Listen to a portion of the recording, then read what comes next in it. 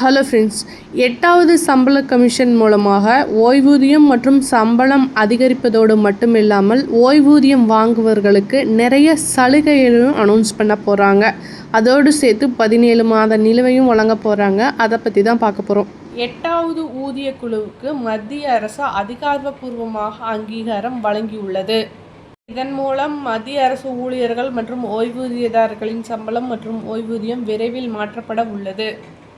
இந்த முறை ஊழியர்களை விட ஓய்வூதியம் பெறுபவர்களின் எண்ணிக்கை அதிகம் என்பதால் இந்த குழுவில் ஓய்வூதியதாரருக்கான பரிந்துரைகள் சிறப்பாக இடம்பெறும் என எதிர்பார்க்கப்படுகிறது. அரசின் சமீபத்திய தரவுகளின்படி மொத்த ஓய்வூதியதாரர்கள் 68.72 லட்சம் பேர். அதே சமயம் மத்திய அரசு ஊழியர்கள் சுமார் 50 லட்சம் பேர் மட்டுமே உள்ளனர். 8வது ஊதிய குழுவில் பரிந்துரைகளில் ஓய்வூதிய உயர்வு மட்டுமில்லாமல் பல முக்கிய நன்மைகளும் அடங்கும். பென்ஷன் ஹைக், ஓய்வூதியம், குடும்ப ஓய்வூதியம் மற்றும் பணிக்கொடையில் உயர்வு. கம்யூட்டட் பென்ஷன், மாற்றிய ஓய்வூதியத்தை மீண்டும் பெறும் காலம் குறைக்கப்படும். ஓல்டு பென்ஷன் ஸ்கீம், ஜனவரி 1, 2004க்கு பிறகு பணியமர்த்தப்பட்டவர்களுக்கும் பழைய ஓய்வூதிய திட்டம் மீண்டும் அமல்படுத்தும் வாய்ப்பு.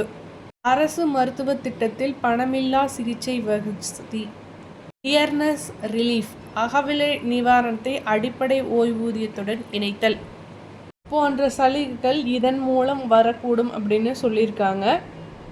2026 எண்டு அல்லது 2027 முதற்பகுதியில் இந்த 8வது ஓய்வூதிய குழுவின் அறிக்கைகளானது நடைமுறைக்கு வரும் அப்படின்னு சொல்லியிருக்காங்க.